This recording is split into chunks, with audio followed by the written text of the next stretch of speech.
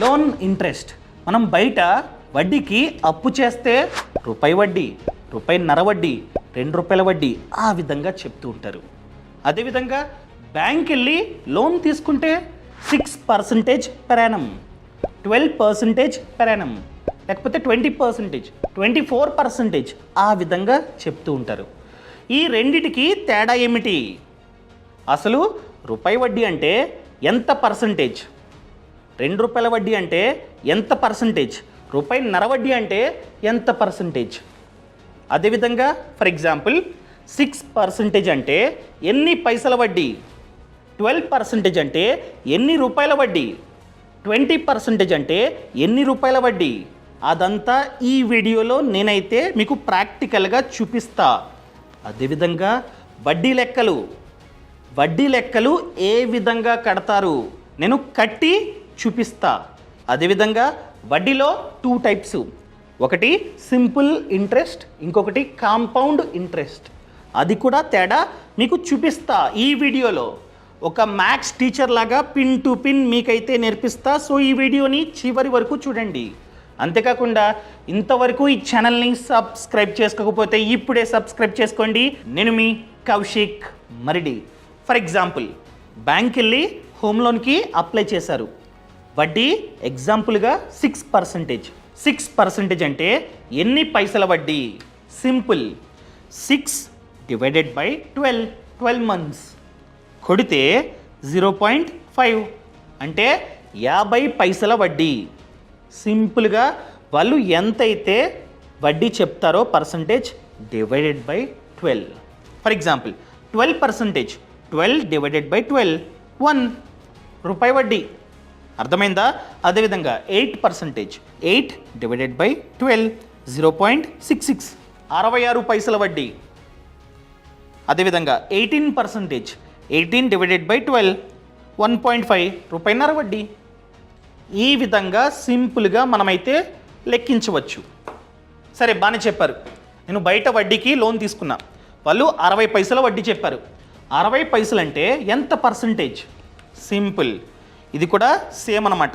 నేను నా ఫోన్లో ఇంకా ప్రాక్టికల్గా చూపిస్తా. సో 60 పైసలు అంటే 0.6 ఇంటూ 12 7.2%. 60 పైసలు అంటే 7.2%. అదేవిధంగా 90 పైసలు 0.9 ఇంటూ 12 10.8%. క్లియర్? అదేవిధంగా రూపాయి వడ్డీ అంటే 1 ఇంటూ 12.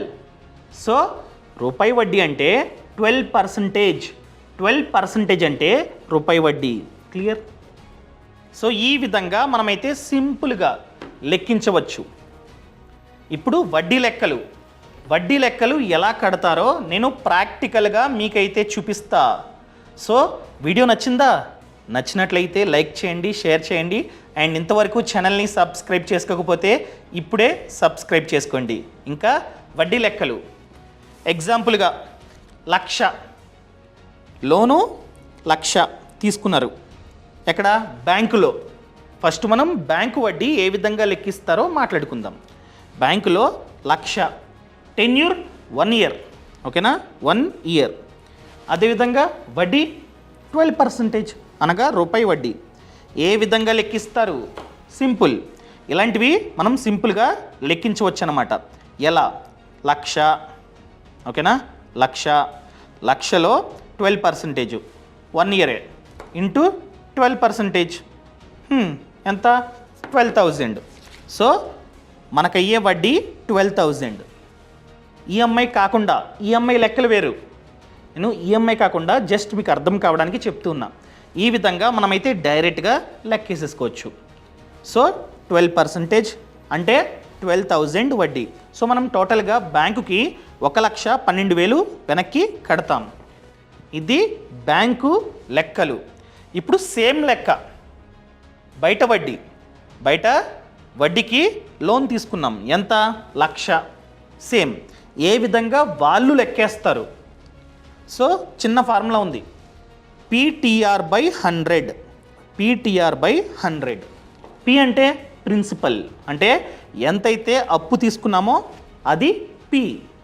టీ అంటే టైం, ఎంత టైంకి అప్పు చేసాం, డ్యూరేషన్, టెన్యూర్.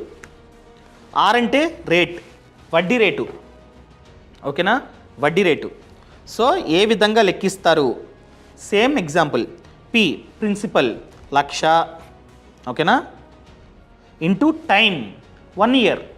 1 ఇయర్ అంటే 12 months. 12 ఇంటూ ఆర్ రేట్, ఇది కూడా 1 రూపీ వడ్డీ. 1 రూపీ వడ్డీ అంటే 100కి నెలకి 1 రూపీ. అర్థమైందా? ఇప్పుడు బ్యాంకు పర్సంటేజ్, ఫర్ ఎగ్జాంపుల్ 18% అని చెప్తే 18% పెర్ యానం, సంవత్సరానికి 18%. కానీ బయట వడ్డీ వ్యాపారులు రూపాయి వడ్డీ అంటే నెలకి 100కి రూపాయి వడ్డీ. క్లియర్? ఈ విధంగా వర్క్ అవుతూ ఉంటుంది. వీళ్ళెంత చెప్పారు? నెలకి 100కి రూపాయి డివైడెడ్ బై 100. సో ఎంత? సింపుల్గా మళ్ళీ ఇంకొకసారి మీకు చేసి చూపిస్తా. 1,00,000 ఇంటూ టైం 12 months ఇంటూ వడ్డీ ఎంత? రూపాయి డివైడెడ్ బై 100. 12,000 వడ్డీ. అర్థమైందా? ఇంతకుముందు 12,000 వచ్చింది, డైరెక్ట్గా లెక్కేసాం. బ్యాంకు 1,00,000 ఇంటూ 12% డైరెక్ట్గా 12,000 వచ్చేసింది. అదేవిధంగా రూపాయల్లో అనగా బయట వడ్డీ వ్యాపారులు రూపాయికి మనకైతే లోన్ ఇచ్చారు. సేమ్ పీటీఆర్ డివైడెడ్ బై 100 వచ్చింది కదా 12,000. సో ఈ విధంగా మనమైతే సింపుల్గా లెక్కించవచ్చు.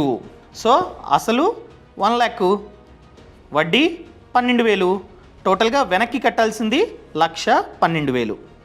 క్లియర్? ఇంకా సింపుల్గా చెప్పాలంటే, అంటే ఒకవేళ మ్యాథ్స్ బాగా వస్తే లెక్కేసేయచ్చు. ఫర్ ఎగ్జాంపుల్ 1,00,000 వడ్డీ ఎంత? నెలకి 100కి రూపాయి. 1,00,000లో ఎన్ని వందలు ఉంటాయి? Divided by 100. 1000 వందలు. ఓకేనా?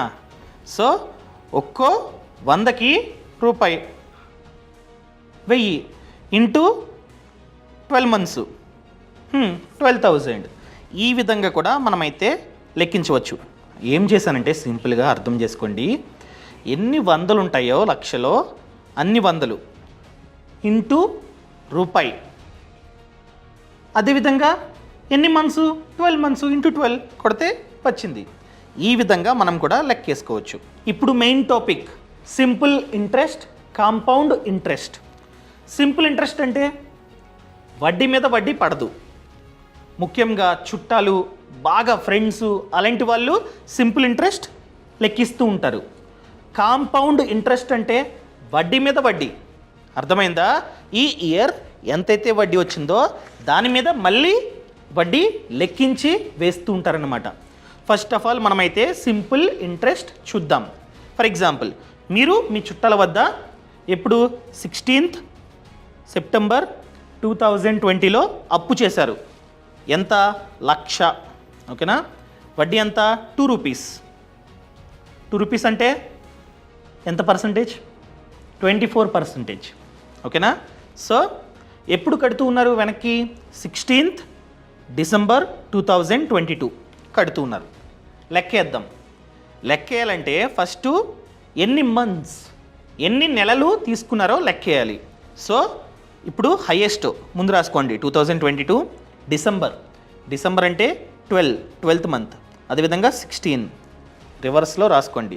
ఎప్పుడు తీసుకున్నారు అది తర్వాత. 2020 సెప్టెంబర్ అనగా 9, డేటు 16 సేమ్. 16 - 16 0, 12 - 9 3. అదేవిధంగా 2022 - 2022. So 2 years 3 months. So 1 yearకి 12 months అనగా 2 years అంటే 24 + 3 అనగా 27 months. సో ఇక్కడ ఎన్ని మంత్సో క్లారిటీ వచ్చింది. ఇప్పుడు మన ఫార్ములా PTR/100. ప్రిన్సిపల్ ఎంత? 1,00,000 టైం, టైం ఎన్ని 27 months. అదేవిధంగా వడ్డీ ఎంత 2 రూపీ పర్ మంత్ ఆన్ 100. ఇది మంతే, ఇది మంతే. సో మంత్స్లో రాసుకోండి. So 27 months 2 rupees per month divided by 100. ఇప్పుడు లెక్కేయండి, కరెక్ట్గా వస్తుంది. So 1 lakh into 27 into 2 divided by 100. ఇది వడ్డీ 54,000. అంటే మనం వెనక్కి కట్టాల్సింది 1,54,000. మీ చుట్టాలకి వచ్చిన లాభం 54,000. క్లియర్? ఇది సింపుల్ ఇంట్రెస్ట్, అనగా వడ్డీ మీద వడ్డీ కాకుండా నార్మల్గా లెక్కేసి ఇస్తున్నాం. ఇప్పుడు కాంపౌండ్, చాలామంది కాంపౌండే తీసుకుంటున్నారన్నమాట. సో అది కూడా లెక్క వేద్దాం. ఫర్ ఎగ్జాంపుల్ లోన్ 1,00,000 అప్పు, ఓకేనా? సో 3 years 3 సంవత్సరాల తర్వాత కడుతున్నారు మీరు. అదేవిధంగా వడ్డీ 2 రూపాయల వడ్డీ. ఇప్పుడు లెక్కేద్దాం. PTR by 100. సో ఏ విధంగా లెక్కేయాలి? కాంపౌండ్ వడ్డీ అయితే ఇయర్ లెక్కేయాలి. అర్థమైందా? ఎందుకంటే ఆ సంవత్సరంలో ఎంతైతే వడ్డీ వచ్చిందో నెక్స్ట్ ఇయర్ అసలుకి యాడ్ చేయాలి. అది కాంపౌండ్. సో మనం టెన్యూర్ 3 years అయినా కూడా ఇయర్ వైజ్ లెక్కేద్దాం. P 1,00,000, T 12 months, R 2 divided by 100. లెక్కేయండి. 1,00,000 12 2 డివైడెడ్ బై 100 ఎంత? 24,000. సో చాలామంది ఏం చేస్తారంటే ఇయర్లీ కట్టించుకుంటూ ఉంటారు. ఫర్ ఎగ్జాంపుల్ ఇప్పుడు 24,000 వడ్డీ అయింది, 24,000 వెనక్కి కట్టేయాలి.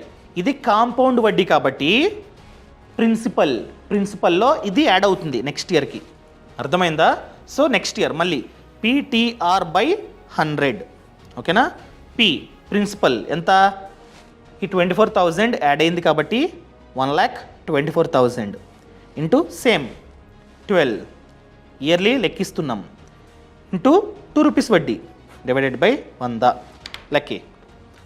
So 1,24,000 into 12 into 2 divided by 100. Second year వడ్డీ 29,760. క్లియర్? 29,760 వడ్డీ. ఇది సెకండ్ ఇయర్ వడ్డీ. ఒకవేళ కట్టమంటే ఈ 29,760 కట్టేయాలి. ఇంకా third year same process. So second ఇయర్లో ప్రిన్సిపల్ 1,24,000 కదా. ఇప్పుడు ఈ 1,24,000కి ఈ 29,760 యాడ్ అవుతుంది. అంతే, ఆ విధంగానే లెక్కించాలి మనం. సో ఈ 1,24,000కి ఈ 29,760 యాడ్ అవుతే 1,53,760. ఇది థర్డ్ ఇయర్కి ప్రిన్సిపల్.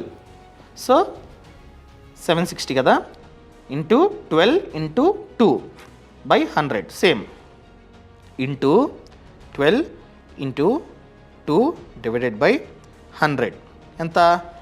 36,902. 36,902. ఇది థర్డ్ ఇయర్ వడ్డీ. ఫస్ట్ ఇయర్ వడ్డీ 24,000, సెకండ్ ఇయర్ వడ్డీ 29,760, థర్డ్ ఇయర్ వడ్డీ 36,902. సో థర్డ్ ఇయర్ మన ప్రిన్సిపల్ ఎంత? 1,53,760 కదా. ఆ 1,53,760 పైన మూడో సంవత్సరం వడ్డీ ఎంత? 36,902. టోటల్ 1,90,662.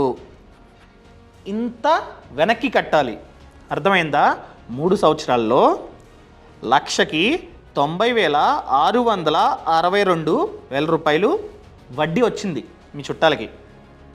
అంటే ఎలాంటి వడ్డీలు బయట వాళ్ళు తీసుకుంటారు, కానీ ఈ మధ్యన కొందరు చుట్టాలు కూడా తీసుకుంటున్నారనమాట ఈ కాంపౌండ్ వడ్డీ. చూసుకోండి.